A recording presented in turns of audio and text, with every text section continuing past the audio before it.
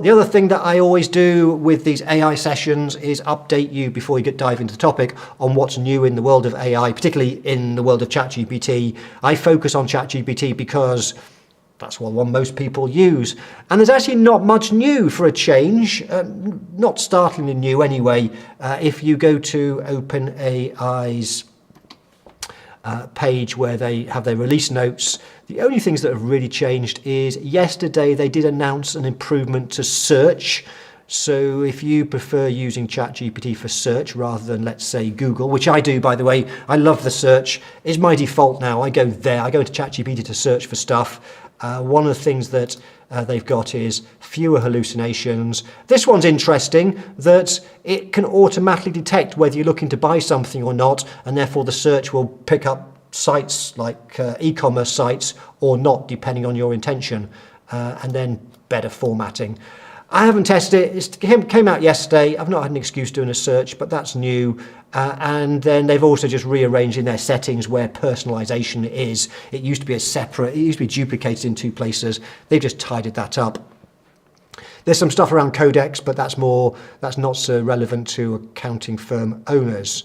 So yeah, not a lot, which is good, because we can kind of make sure that we are catching up with some of the other amazing things they've done during the course of the last 6-8 weeks with agent mode, with GPT-5, and so on. So let me just very quickly just check there's no questions, but do remember, if you've got any questions, do ask. Put the 2 capital Q's in front in the format that Sarah showed. It looks like this, and I will answer questions towards the end in about 40 minutes from now.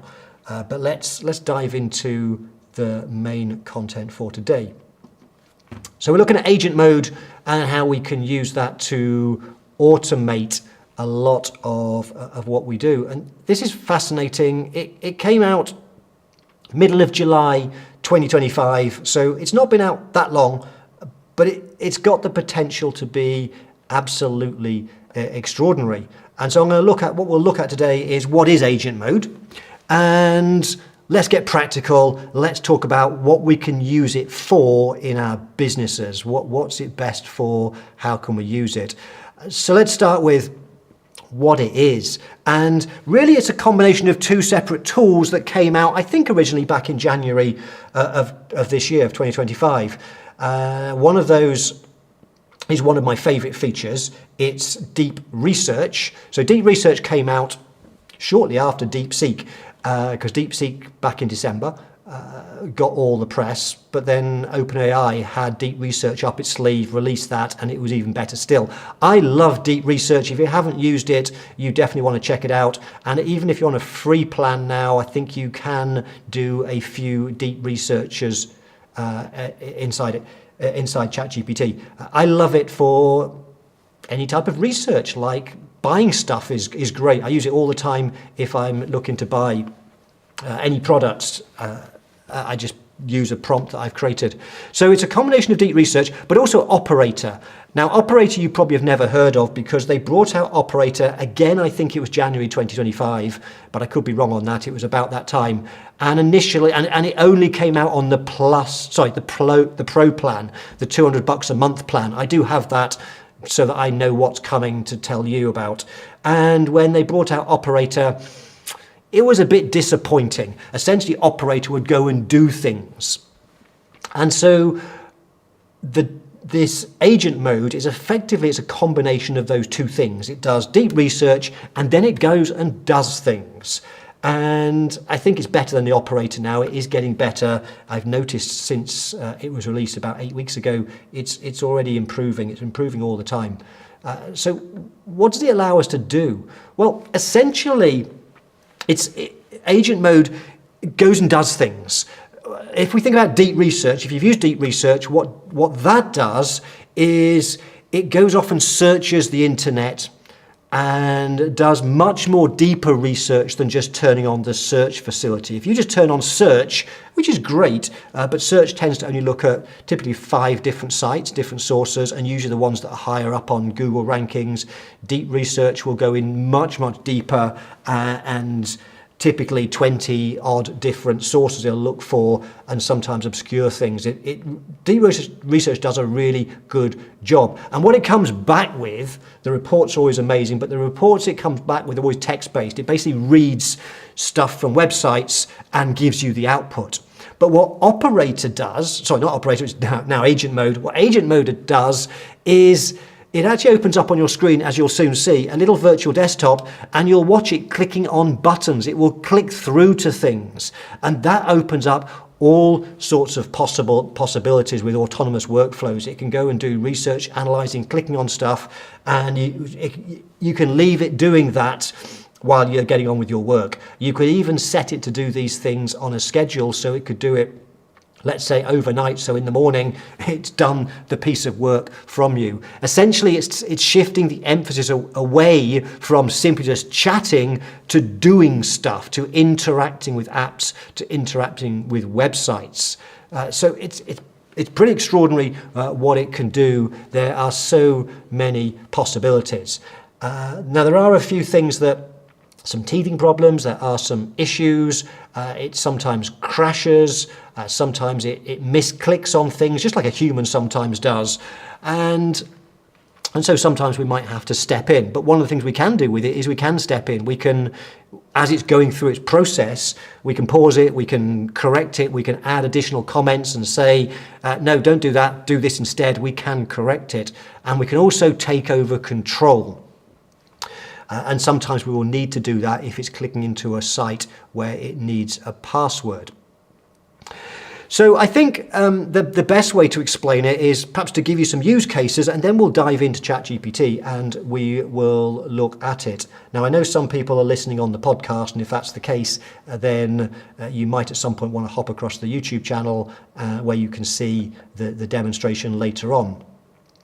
But before I do the demonstration, let's talk about some things that we can do with this agent mode on. So we can use it, for example, if you're doing accounting, bookkeeping tasks, we can do it. We can get it to go into our accounting software, whether you're using Xero, whether you're using QBO, and we could do things like we could get it to go into QBO and do a supplier reconciliation. One of the members of my AI community said that he does that, and it works really, really well for doing supplier reconciliations. He also told me that he also used it to go into QBO and journal weekly payroll costs, which I thought was interesting. We could get it to go into accounting software and fix broken bank feeds. So I did this one earlier. There's a prompt that I've put in the AI Academy now as part of my training course that does exactly that, and I test it out on my QBO, and it works really, really well. So we can do all sorts of accounting tasks by going into accounting software and doing stuff. But we can also use it for many, many other things. We could use it for competitor research, and I'll give you, we'll do a worked example on that. We could go and research and search into our competitors, but we can go deeper than that. One of the things we can do is not just go to their websites, but because it can click on things and do things, it can start to go into things like forums and review sites, things like Reddit, and look for things like customer feedback, which is really interesting. Research that would take us hours to do if we did it ourselves manually, it can do it in a fraction of the time. So that's a really powerful use case if you want to do any form of competitor research, and the prompt I'll show you today, you'll probably want to try out in your firm, but also if you're an accounting firm doing business advisory work and want to advise clients, then one of the things you could do to add value to businesses you work with is you could do some competitor research on their behalf in a matter of minutes, and then share the report with them, and they'll think you spent half a day, a full day doing it. It's a great way to add value. What else can we do? It's really good for organizing unstructured data and making it structured. So I did something recently where I do a lot of work I have a home gym here, and one of the things I do is have one of these fancy scales that if you stand on it with bare feet, you also hold something, and it measures your body mass composition, and it creates a report which is a PNG image with all sorts of data. It's really complicated, and what you can do, what I do is I usually put it into ChatGPT, and it then uses its image functionality to read that image, extract the data, and give me information about it. But what I did with agent mode is I fed it a whole bunch of these, and I said I want you to analyze all of them, get all of the data, and then build me an Excel spreadsheet or a CSV file showing me over the weeks and months of the data all the key metrics. And it was really powerful. I was amazed how well it did that. So how could you benefit from that if you're an accounting firm doing bookkeeping and so on? Well, one of the things you could do with it is if you get unstructured data from clients, information that you want to structure and put into a CSV file, for example, perhaps it's information for their tax return, or perhaps it's information, let's say it's a restaurant and they've got daily taking sheets and they're all handwritten. You could take those handwritten images, stick them into ChatGPT and get agent mode to analyze it all, structure it, and put it into a CSV file ready to upload into your accounting system. So that's a really powerful use case, creating structured data from unstructured data. Also, if you want to hook it up to, let's say, Google, you could set let's say a weekly agent task where it goes into your Google calendar, perhaps on Sunday night, and it looks at all of the meetings that you've got scheduled for the week ahead. And then what it could do is it could go and identify who is the meeting with, and then go and do some research to find out what's the latest news with that particular person you're meeting, and then give you a report. So that during the course of the week, as you're meeting various people, you've got a report that tells you about some of the latest stuff that they've been doing, working on, or if they're in the news, something to have a conversation around. And that could be done all inside an agentic prompt.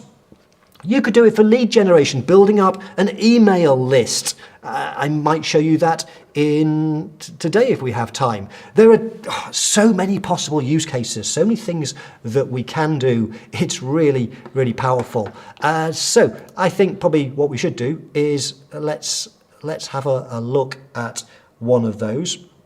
So let me go across to ChatGPT now, and where do you find agent mode first of all? Well, where you'll find it is the plus icon. It's one of the tools. So you just need to hit the plus button and select agent mode. And then you'll see it'll turn blue. You'll see that you've got agent mode turned on with an X, so you can turn it back off again if you made a mistake. So that's how you access the tools. If you don't see them on the list, sometimes I find the list doesn't always appear. So the other way of doing it is to hold the / key, and then it lists them. So we need to make sure we turn on agent mode first to start it. And because it's fairly new, it's only been out for a couple of months, it does give you all sorts of suggestions of things that you could do. So you might want to play with some of these for a bit of fun if you are new to it and want to see what it can do. One of the things that's interesting with it is that when it's done its deep research and done whatever it needs to do, it can then create outputs in terms of, for example, a spreadsheet. It can build a spreadsheet, a CSV file. It does a very good job of that, and if you're an accounting firm owner, obviously we like spreadsheets. There's a lot of practical use cases with spreadsheets. It can also build PowerPoint presentations, but I find that a little bit limited because the design is pretty awful. There are other AI tools for building presentations if that's what you want, but give it a go. It gets the text and stuff great, but I just find the presentations themselves are a little bit ugly, and you need to do a lot of work to then tidy them up. But spreadsheets are really good if you want to create some structured data.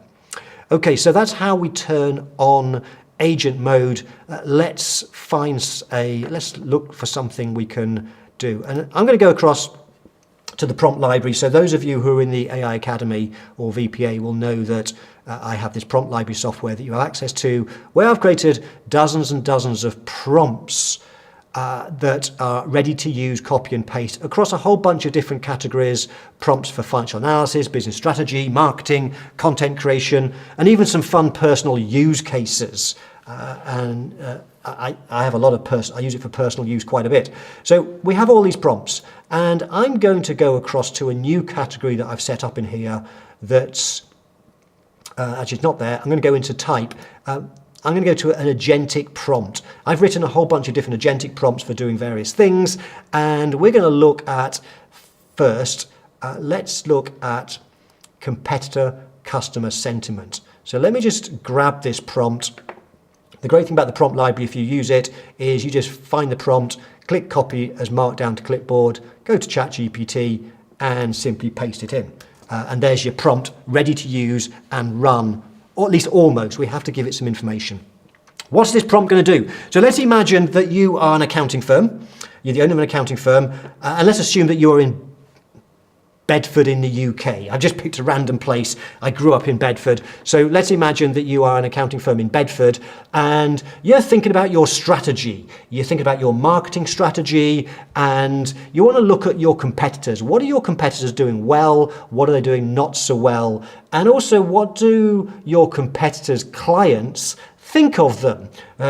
What sort of feedback is floating around the internet on things that people like and don't like about your competing firms? And this is a really powerful prompt. It's also one that I think demonstrates some of the great things we can do with agent mode, which is why I chose this particular one. And if you're a forward-thinking accounting firm owner, you could then use this, as I said, to do this as part of advisory work.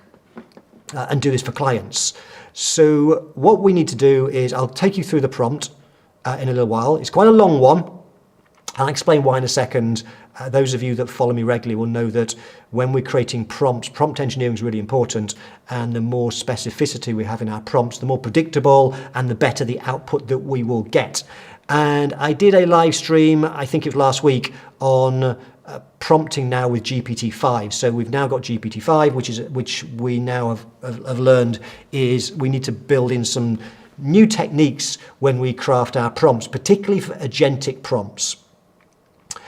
And also, when I create these prompts in the prompt library, many people, if you use them regularly, you'll know I often have variables at the end. I don't have variables at the end of this one. For context, I've put it in the middle. So just let me find that bit. So you need to give it some details of you, your firm. What is your business? Where's it located? What sort of clients do you have? What are the main offers? What's the website? What are known competitors? And the reason why you'd want it as a template like this is, yes, you could run it for your business first. That would be a great thing to do. But then what you could do is anytime you want to do this for a client to add value, all you have to do is fill in these details. And if you want a shortcut to filling in these details, I'm going to put some details in here. Let me just grab this information. What I did to get this information in the first place, let me just put it in here. So I want business type, Control V. What I did, here's my accounting firm in Bedford. So we've got business type chartered accountants located in Bedford, UK. Here's the ideal clients. Here's the main offerings. Here's the website. I've chosen Cowley Homes. It's a firm I know of in the UK. If you're watching this from Cowley Homes, you might find this interesting. And I've got the competitors, of which I know of at least one of these firms very well. There's one very good firm here. So you just need to put that information in. A little tip, if you're using a prompt like this, I did a little shortcut. I did a separate prompt and I just put in the website of Cowley Homes. So you could do this with your website. Rather than filling in all this in, you could just put your website in and then copy and paste what was here originally and say, give me the answers to these questions, and it will then do it in seconds. It give me this in seconds to copy and paste. Okay, let's look at the prompt then in a bit more detail. Let's go through it from start to finish. I won't go through it line by line because there's some advanced stuff in here. I want to give you I just want to give you an idea and pick out and teach you a few prompt engineering techniques. So we have various sections because using Markdown, this is the hashtags, it creates a structure. And one of the things we know is that when we have more structure in our prompts, it really helps the AI system follow them. We also want to give it a role to play. So I'm asking ChatGPT to play the role of a market research analyst. And what we know is that this gives better results if we tell it to play a particular role. We'll get the sort of response we'd expect from a market research analyst. And then we've got the objective or the goal. And one of the things that we know about agent mode Please don't feel overwhelmed by the size of this prompt, because one of the things we know from what the research team at OpenAI have told us is that when you are crafting a prompt for agentic tasks, arguably the most important element is to specify the goal or the objective. What is the goal that you're trying to achieve? Because the better you explain the goal, because of the way it then goes through and thinks things through, it will figure out the best way to achieve the goal. And that does mean that if we have a really clear objective or goal specified at the start of our prompt, we can get away with a less specific prompt because it will figure that out. So always make sure that you have your objective or goal in your prompt. Now we then have some other things here which are more advanced, and I have a separate course all about agent mode and prompt engineering. But this section here, where it says begin with a concise checklist of 3 to 7 bullets of what you will do, keep items conceptual, not implementation level, is because, again, the research team at OpenAI have said to us that what they found in all their research is if you get the agent to start off the process by telling you what it's going to do in a high level, a checklist, then it's more likely to accurately then do those things and give you a better output. So that's why I often have something like that in my agentic prompts, to ask it to start with coming up with a checklist of what it will do. Then we have the context. This is the business details that I copied and pasted. This is me, if I was the owner of this firm, I would put in chartered accountants, Bedfordshire, and so on. So we have to give it some information, and basically it's done all this based on the company's website. Then I've got the objective again. I've repeated the objective here, and then we've got specifically what we want it to do. We want it to do competitor research. So start off by using its browsing facility to look for the top 5 to 10 competitors relevant to the business. And then what I want it to do is research each of those competing accounting firms and tell me, well, what are the key features and benefits? What do they do? What, if available, is the way they price? What are their unique selling points? What do they say are their differentiators? Have they got any proof, like testimonials, ratings, case studies, and give me the URLs so I can go and check them out if I want to. So that's the first thing that I want it to do, and I want it to give it to me in so we've got deliverables. I want that information in a CSV file with these fields in the CSV file, the Excel spreadsheet if you like, and here's an example of what a record might look like. All I'm doing here is being very specific in terms of what do I want it, what's the output? What do I want it to give me? I want it to give me a CSV file with these fields. You might want a report. You might want a PowerPoint presentation being created. That's entirely up to you. I feel like for this that a CSV file is most useful. And then in part 2, I want it to then go and collect verbatim quotes from clients. And this really illustrates, I want to show this one because this is part of the power of agent mode, because I'm specifying that I want it to look for client quotes relevant to those firms using public platforms like Reddit, Quora, YouTube comments, Google reviews, Yelp, Capterra, Trustpilot, etc. Because what it does, it will then go and click through, and this is the agentic side, it will go through and click buttons and things to go and find the comments. This is one of the really powerful things about agent mode, where it goes and clicks on buttons inside websites. And then what I wanted to do is when it comes across a particular quote from a client of one of those competing accounting firms, I want it to tag it. Is it a problem? Is it a complaint? Is it a praise? And my deliverable, again, is I want a CSV file, and I've given an example of what I want. And then also as a deliverable, give me a pie chart of the top complaint themes. What are the biggest complaints that people are saying about my competing accounting firms? And then I want as well, I want a summary. I want you to give me a summary of what to copy. So what are the good things my competitors are doing in terms of their offers, the features, the messaging? So what are the good things that I could learn from and copy? And what are the bad things? What are all the complaints, the pain points, the problems that I can then make sure that I address those in my business and perhaps build some USPs around those so I stand out as being the go-to firm. And then I've just clarified again the output format here. the spreadsheets and the pie chart. That is the prompt. So I know it's a long prompt. I just like to create ones that are high specific, but essentially what we're doing is we're analysing my customers, my competitors. We're looking at what they're good at, they're bad at. We're going across all their websites, reviewing stuff, and then we're going to dive in and look for client quotes. Right, I've got that done. So let me just hit the button, and we're not going to see the end output here because agent mode can take a little bit of time. Sometimes it can do it in 2 or 3 minutes, and sometimes it can take, my record is 48 minutes. So you can see it's now saying setting up my desktop. It's now creating a little virtual desktop. What it's also doing first, because I told it to, is it's now telling me what it's going to do. This is the task it's going to do. And you can see now that it's opened up the desktop, it's searching the web. We can see what it's clicking on, and it's giving commentary as it goes. I find this fascinating. It's going through all these different accounting firms in Bedford. It's researching, it's clicking on buttons, it's looking for stuff. And whilst it's doing that, whilst it's going through and doing that process, we have 3 little buttons at the top here. If we click on those 3 buttons, we can see the activity in terms of text, what it's doing. We can stop it if we want. If we need to stop the process, we can do that, hit a stop button.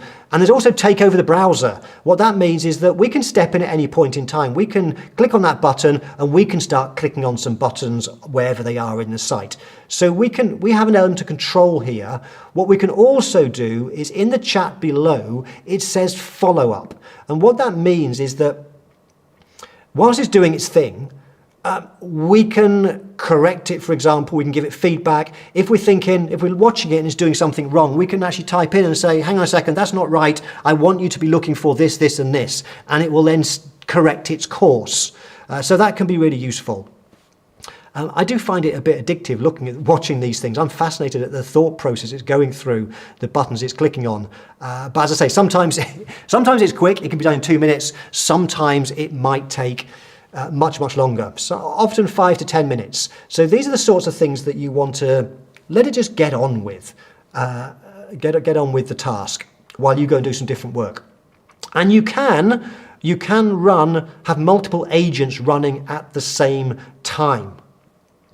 And because I use ChatGPT all the time, I am often got ChatGPT open in multiple tabs, multiple browsers, multiple computers. I'm using it constantly for everything I do. I will have it open on the Mac desktop app.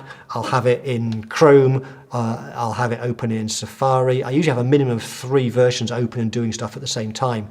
So you could certainly be running multiple agents if you want to do lots of different tasks all at the same time. Okay, I'm going to let it do its thing. And see, it may or may not give us an output, I don't know, before the end of the live stream. I hope it will, but let me show you another one I did earlier. I'm still watching it because I find it fascinating what it's doing. It just is absolutely extraordinary. Let me talk about another idea. Another use case. You could use it for list building. Let's imagine you are that firm in Bedford. That's your firm. And let's imagine you decide that you want to get some more clients in a particular niche. It may be that you are looking for, let's say, plumbing firms. And you want to build up a database. You want to build up the contact details of other plumbing firms in your area, in the Bedford area, if that's where you were based. So if I go back to my prompt library, I have one that I've created called List Building Agent, and this particular agent will go through and build up an email list for you and output it into a CSV file. I'm not going to copy and paste that because I've got this one running already. I'm going to open up one I did earlier. So let me just go and open up the sidebar, and I'm looking for List Building Agent. It should be here. Let me minimize that. Okay, so I ran this particular prompt. This is a skilled business research assistant, and it's going to go and research. If I go to the end for a second, I've put in the variables. I want 20 email addresses, 20 contact details. I am in Bedford in the UK, and I want plumbers. I'm looking for plumbers. So you could just, that's the variables. With this prompt, if you're looking to build an email list, just specify how many contact details, where are you based, and are you looking for plumbers, restaurants, engineering firms, whatever it might well be. And it will go and do the task. And essentially what the task is here is to go and do research. And so it said here, here's the proposed plan for compiling a list of 20 plumbers in Bedford. So it's telling me what it's going to do now based on the prompt, because it's good practice to get it to tell us in advance what is it going to do. This is a bit like, by the way, a bit like with humans. If you've got, let's imagine you've got a new hire and you want them to go and do a bank reconciliation, and perhaps they've not got a huge amount of experience. If they just go away and do the bank reconciliation in silence, they'll probably come back and do it wrong.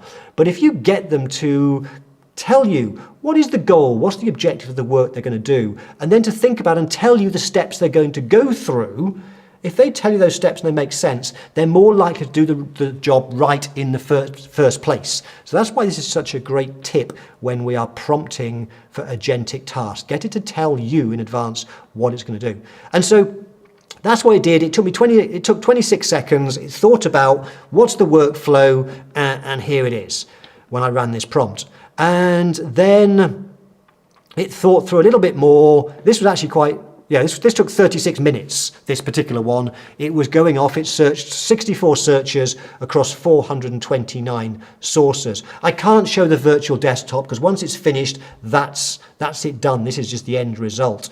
But what it did for me is it created a CSV file that I could download. Let me just do that. So I'm just downloading this CSV file, and that should be done.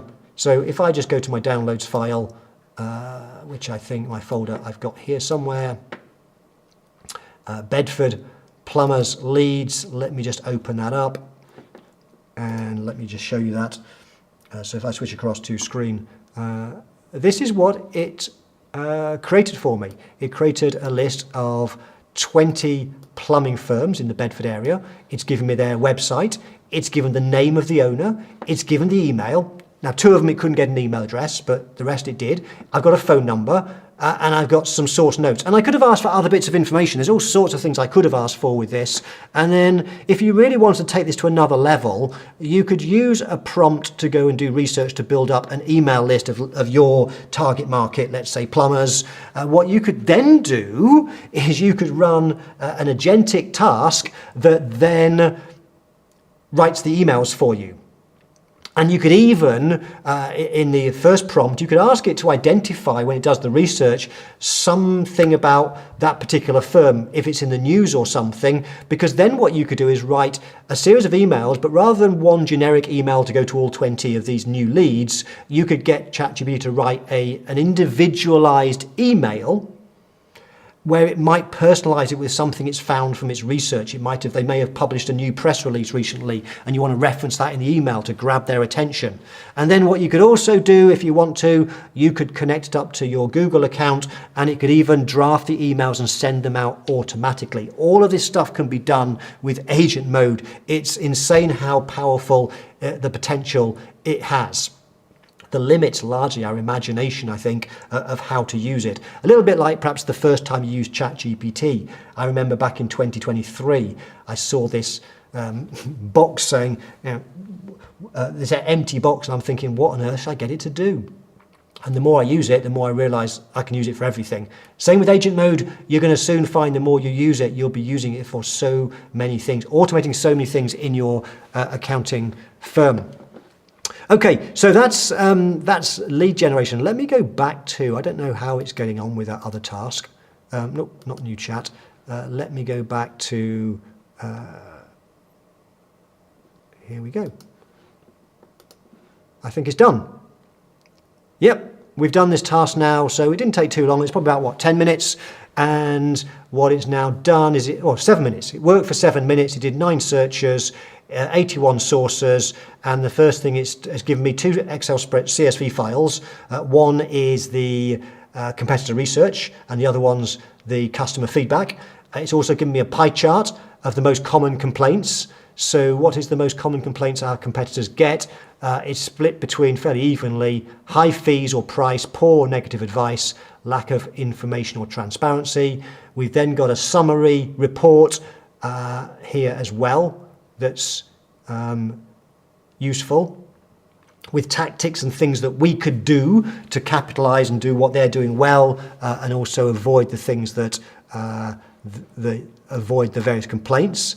And then we also have, sorry, I didn't show you that screen. I just noticed that. Here we go. Sorry, screen's here. So here it is. So we've got our links to our 2 CSV files, pie charts there, and then we've got the report. And then if I do open up the CSV files it's given us on our customer research, let's just open those up. And if I pull those in, this is the competitors it's come across. It's research. It's got information about them, the address, the URL, what they do. It's got what are the things they do well, or what they say they do well, like 0 cloud specialists, no hidden costs, and so on. There's so much information here about these competitors that we could then use when we're building our marketing strategy. That's the first spreadsheet. The second one then is gone and researched what customers have said about them. Tax Assist Letchworth saved us overpaying our capital gains tax requirements. That's under the problem tag. The complaint: avoid this company. They do not respond to complaints and only send you back to the branch you had a problem with. And we can find out more information here, which firm that is, and so on. So I think that's really fascinating, the quality and the depth of the research that it did in, how many minutes was that? I can't remember. That was done in 7 minutes. In 7 minutes, we got all that really powerful information. Okay, what should we talk about next? Let's just look at some of the limitations of it, and also if you want to go deeper on this, if you're starting to see the power of agent mode and you want to start using it in your firm, I have just completed a course. I finished it today. I've got one more video to upload, and the course is in the AI Academy. So if you're not in the AI Academy, I've got lots of courses here.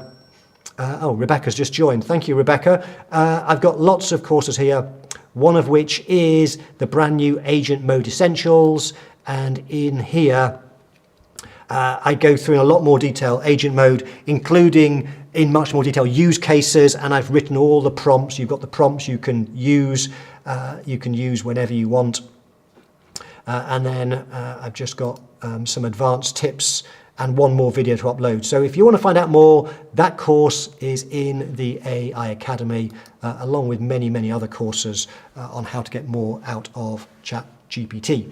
So let me wrap up with a couple of other things. So some of the limitations of agent mode, and bear in mind it's only been out for a couple of months, you will sometimes find browser errors like 404 error messages. Sometimes it clicks on the wrong thing, and that happens occasionally. I've noticed in the last 6 weeks I've been using it, it seems to happen less and less. I think it's getting better. I think it's improving. Another issue is session timeouts. Sometimes it will just time out for whatever reason if it's taking too long. Sometimes there's a speed issue. It takes time because it's going highly detailed research. It's not like the prompts that we're used to with GPT 4.0 where we get answers inside 3 seconds. It's doing some detailed stuff, some highly detailed research.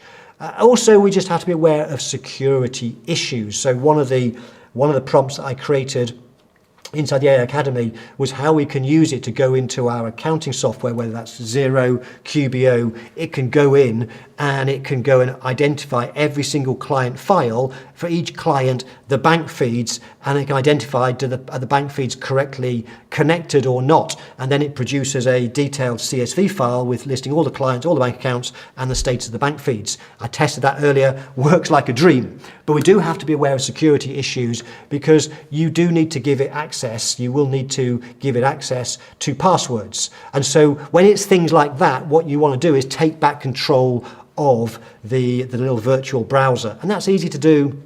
When I did it earlier, it simply got to a stage where it got to the password bit and it said to me, I need to enter it. And so it took control back. I took control back. I just filled in the password details, and then I passed control back to ChatGPT. It finished off the task and did the analysis. So pretty powerful stuff. Okay, there's so much more I can talk about, but we'll perhaps get to some more advanced stuff in another session. What I do want to talk about, though, before we get to questions, I'll take questions in a little while.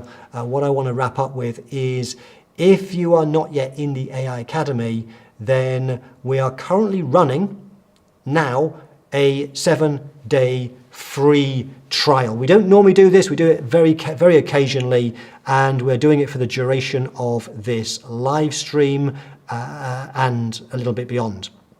So if you want to join if you want to try out the AI Academy, my team is going to give you a link to a page that tells you what's in the AI Academy.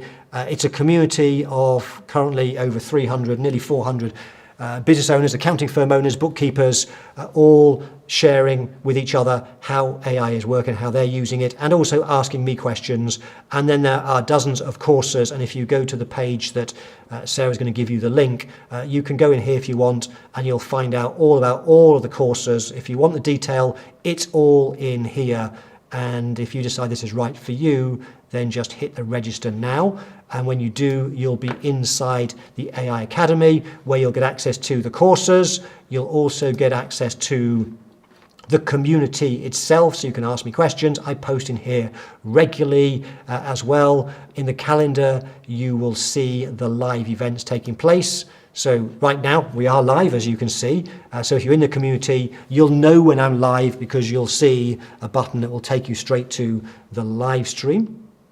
And then the thing that people say they love the most about the AI Academy is you also get some free software with all of these prompts that I've written specifically for business owners, particularly accounting firm owners, bookkeepers. There are dozens and dozens of prompts to help you with business advisory, financial data analysis, marketing, copywriting, client communication, text analysis, and so much more, as well as some fun personal use cases. So if you want to take advantage of the free trial, the way it works is really simple. Click on the link that Sarah will share with you, the link that I just showed you. Click on the button that says register now, and that'll take you through to the About page. And for you, it'll show free trial if you do it now. What you need to be aware of is the free trial is going to expire half an hour after the live stream. So just to be really clear, because sometimes people watch the replay, the free trial is available between now and 12:30 Eastern Standard Time, or 5:30 in the UK. Then the free trial ends. So if you want to take advantage, if you want to play with it for 7 days, watch the courses, be part of the community, and then make a decision whether you want to continue, now would be a great time to do that. And the only other thing that you need to know is, if you want to be part of the free trial, you can also register your copy of the prompt library software, and we'll turn that on and authorize you straight away. The only thing is that you will only get a few sample prompts for the first 7 days. And then at the end of 7 days, if you decide to continue, then we will unlock for you the full list of AI Academy prompts. Okay, so why not do that now? If you're not part of the AI Academy, it's free. Give it a trial, spend 7 days, explore it, watch the courses, play with the prompt library, have a look at the prompts, ask questions, and then any time up until day 7, you can just cancel really easily if it's not for you. Okay, I think we're ready for questions. Let's see what questions we've got. I think we've got a few questions. And yeah, I can see three questions at least so far. By the way, if you found this useful, valuable, if you could do kind of the usual, I'd really appreciate it if you just hit the like button. If you've learned something about agent mode, just let me know by hitting the like button. And also, if you're on YouTube right now, if you haven't subscribed, please subscribe. I'd really appreciate that. Okay, questions.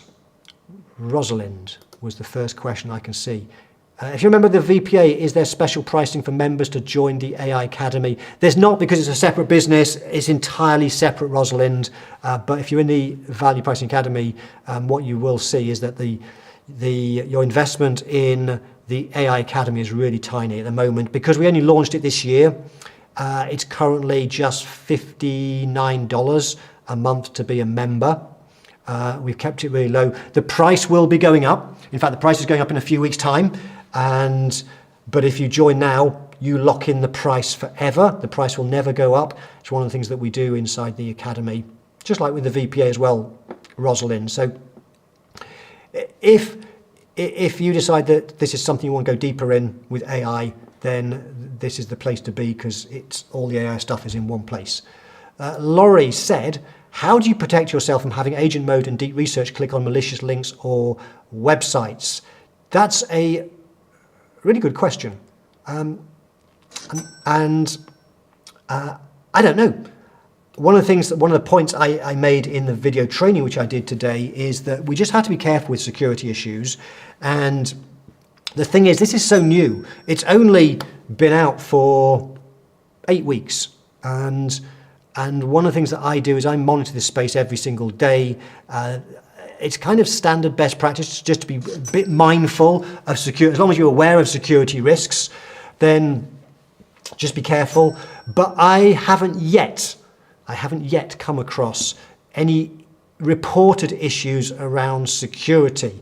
If I come across anywhere on the internet somebody reporting security issues, I'll be posting it straight in the community and say, be careful, don't do this. But as far as I can see so far from everybody I follow who's been using agent mode for 8 weeks now, there haven't been any reported security issues. And the one thing that I would say, though, is there's kind of 2 levels of, if you are using it to do research and it's just doing stuff that's read-only. It's going in and reading things like, what's the word I'm looking for? It's looking for research. For feedback. Things like Reddit sites. It's looking at customer issues and so on. That's read-only. That's relatively safe. I think the thing that you'll need to think about is, do you want to give it access to things like your QBO or Zero file? I think that's a decision you'll need to make, because once it's in there, in theory, it could start messing around and changing things. I know lots of people who are letting it loose on QBO, for example, and I've not had anybody say there's any problems whatsoever. But we just don't know. This is so new. This whole AI space is moving so fast. This agentic stuff is very new. So far, OpenAI have a pretty good track record when it comes to security, so I don't have too much of an issue with that. But Laura, you are absolutely right to ask the question. It's a very sensible question. Okay, I don't know what your proper name is, but Stupachenko Tax says, may ChatGPT disclose your passwords entered manually during the agent session to third parties? Will it remember it in future? I'm concerned about potential data breach. My understanding is, and again, this is because it's so new, I don't know for definitively, but my understanding is that when you take over control of the little virtual desktop to put in passwords, it doesn't know what those passwords are. So that, I believe, is absolutely fine. I don't think there's an issue with that. The one thing that I'm a little bit nervous about is more to do with the connectors, where you connect it up to things like your Google account and it's permanently connected. Although that's been out for, again, a couple of months now, and I've not heard anybody reporting bad stuff yet. If I hear of that, I will let you know. But again, so far, I think we just have to be aware of these things. And if other people are doing these things and reporting no problems at all, I think I would feel fairly safe. But again, just like Laurie's question, I think it's a very sensible question to ask. Hi there, John from Ireland. And John, thank you so much. You're in the community, and you told me a bit about your part of the world and how beautiful it is. Just so happens that one of our friends, so nice friends here in Ericeira, is flying there right now, and I sent him your list of places to go and visit in Ireland, John. So thank you so much for that. He's really looking forward to seeing some of those places. John says, Mark, can you give me your thoughts on ChatGPT versus Perplexity? I find that Perplexity gives better answers for accountants, i.e. finance answers. I can sort of do that, but not really, because that's a better question to ask Emily when she does her sessions, because Emily uses a lot of the other as researched and looked at the other ones. I know she uses Claude a lot, for example. I've never even looked at Perplexity, and the reason for that is because I follow a lot of people, I have friends in this space, and whilst it does some amazing things, I've taken the view that I would rather use ChatGPT to its fullest and know everything about it. So I can help you with ChatGPT and all of its features and functionality, and because as well, every time something else comes along that does something better, it always seems that in a short while later, then ChatGPT do something and go back to the top of the list. I know that, for example, Claude, some people use Claude because they think it gives more human-like responses. The responses are better worded. Personally, I have not found that, and that may be because I've trained ChatGPT in my writing style, and I don't see that as being an advantage. Claude also has at the moment the advantage of being better for coding, but OpenAI have done some amazing things just recently in that space as well. Perplexity is fantastic. I've heard amazing things about Perplexity. So my advice, John, is, look, if you're happy with Perplexity for searching stuff, carry on using it. If you feel it's a material difference, then absolutely do that. But unfortunately, I can't give you a view on that because I've never used Perplexity. Anyway, you went on to say, Perplexity integrates real-time web search as a core feature. So for accounting queries or tax changes, it can pull from recent sources. Okay, so thank you for that feedback as well. Yeah, I've not used Perplexity, so I can't give you a sensible answer. Sorry. Okay, I don't know what your real name is, Code Queen, but I'll just go with that if that's all right. Is there a difference between agent mode, ChatGPT, and agent mode Copilot functionality? Again, I don't use Copilot, and that's largely because, certainly until recently, it didn't get good reviews at all. And I think the only reason you would use Copilot is if you want, the benefit of Copilot is you are in the Microsoft space, and there's more integrations and so on, and I get that. And I think that for some people, Copilot's great. I also think, though, that for most things, ChatGPT is better. It's just that it doesn't integrate as seamlessly with all the Microsoft stuff. So when it comes to agent mode with Copilot, I can't comment on that because I don't know much about it. I've not used it. As far as I'm aware, though, that the agent mode in ChatGPT is the most sophisticated, the best one. So if anybody has used a different version of agent mode inside a different tool like Copilot, please give me feedback. I would love to know. And if you tell me it is much better, then I will do some deeper research on that. But I haven't found anybody to say anything that tells me that should be the default that we use. Right, I think we have 3 minutes left. If there are any final questions, please do ask. If one of the things that we touched on earlier when I showed you the prompts are quite long that I showed you earlier, that's because one of the things that we've learned from OpenAI and the research team is that we do have to change the way we prompt a little bit when we are using both GPT and agent mode. In fact, I mentioned this on my last live stream. They did bring out, back on August the 7th, a GPT-5 prompting guide, which is really useful, where they talk about why prompting is so important with GPT-5 and with agent mode. The only problem with this is it's really highly technical and hard to read.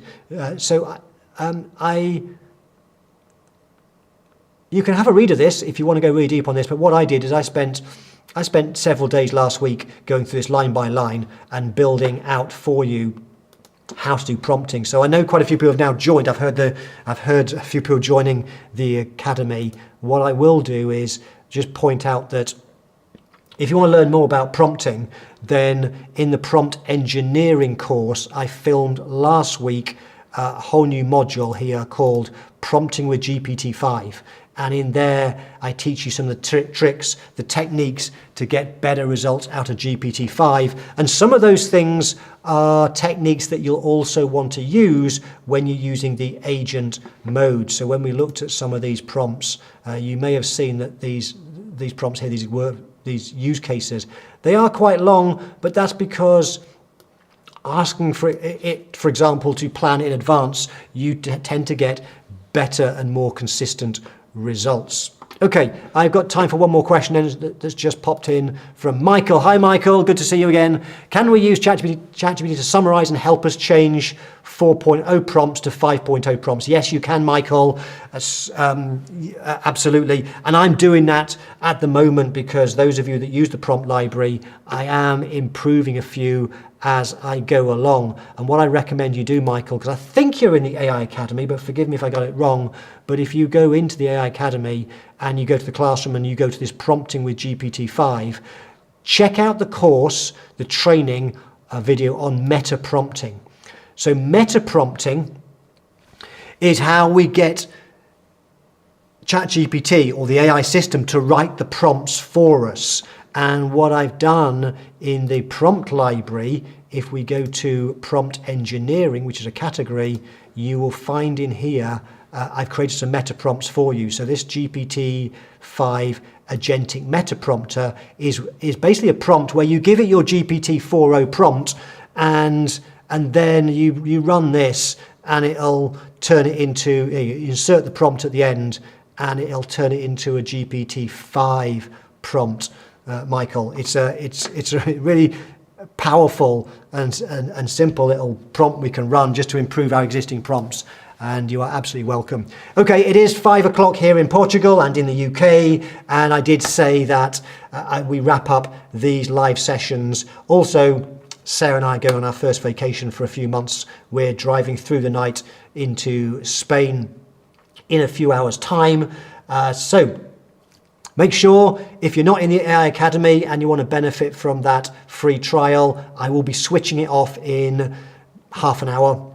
And so now is your chance to do exactly that. My next live stream, I think, is in 3 weeks' time in October. And my next live stream, I believe I'm going to be talking about value pricing and how we can use AI to help us build our value pricing systems, help us create our value pricing strategy, the words that we say. As you know, I love value pricing. So we're going to do a session on a live stream on how we can use AI to help us with value pricing.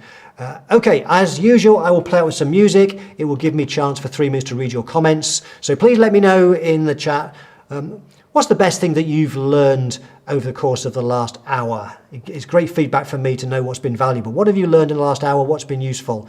I will see you when I'm back from vacation. Bye for now.